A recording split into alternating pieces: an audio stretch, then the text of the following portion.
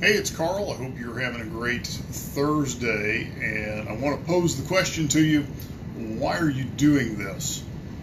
One of the things that often when you talk to a want-to-be entrepreneur or somebody that is striving to go to something greater in their life, you'll ask them, well, what is it you want to accomplish? And oftentimes you'll get an answer like, I want to make more money, or I want to travel more, or I want to spend time with family.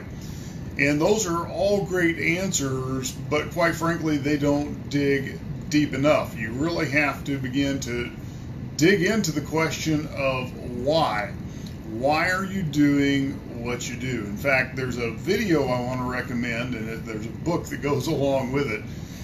Go out and find Simon Sinek's TED Talk on Start With Why. And then I would also encourage you to read that book, Start With Why, also by Simon Sinek. It's the why that really gives true meaning to what you do, and it's the why that will keep you in the game when things get difficult. It is the why that will allow you to pick yourself back up if you find failure.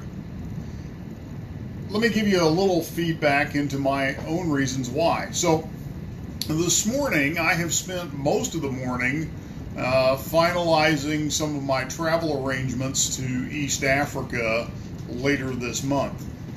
Starting 12 years ago, I began to travel internationally to southern India and began to work with a group of church leaders, pastors, folks who were running orphanages, and doing that kind of work in southern India.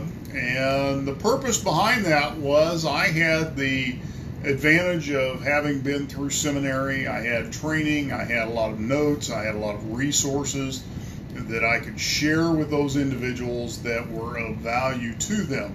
And what I found when I began doing that is that and I'm going to quit moving my hands so the camera will quit trying to refocus.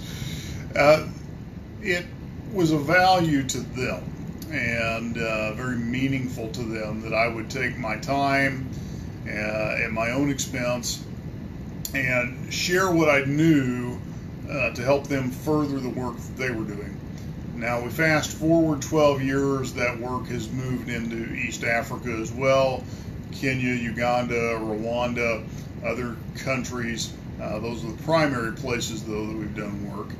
And so it is really the purpose for everything else that I do. The reason that I chose to become an entrepreneur is I wanted to be self-supporting. I didn't want to have to rely on people's donations to make my life's work possible. And one of the things that I had encountered over the years as a minister is sometimes when you lead a local church, always having your eye across the ocean and doing work there sometimes became a point of tension.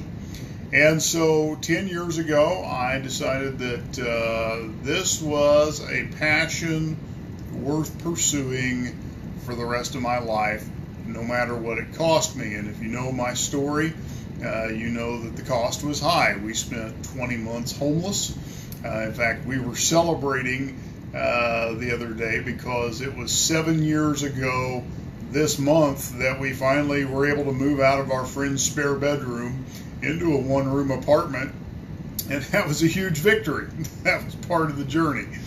But here's the thing. I posted the question yesterday, are your goals worth failing for? And when you tap into your real reason why, you don't mind if the journey requires you to fall down a few times, because the end result is worth pursuing. And so if we fast forward now to today, that cause of why, that initial dream has expanded far beyond me. It has expanded far beyond the people I began working with. When you look at the totality of what now is accomplished because of that original dream, there are children who are being fed and clothed and have a safe place to live because I decided to take that journey. There are children who are now in school because I decided to take that journey. There are women who are learning job skills so they can support themselves who are learning self-defense so they don't become victims of sex trafficking and rape in their cultures. There are water wells that are being drilled in remote villages. There are businesses being started, churches being started, villages becoming healthier, simply because those journeys were taken, that I was willing to take the risk for the reason why. And so there's a saying, does your why make you cry? And quite honestly, when you're evaluating why are you doing the things you're doing, you need to begin to examine, does it really stir your heart?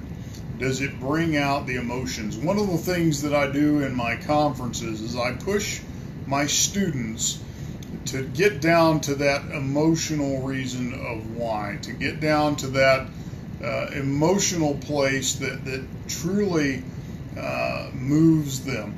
Because once you anchor into that, you really are going to become unstoppable in pursuing your goals and objectives.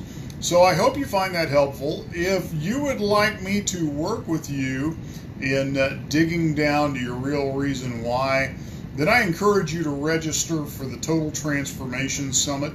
It's going to be September 21st and 22nd here in Wichita, Kansas. And if you will go to the events section of my page, you will find the registration link for that conference. I would love to help you tap into that deeper reason why. It is the most fulfilling journey you can go on. It is the most rewarding thing you could ever do. So hope you have a great day, and I'll talk to you again soon.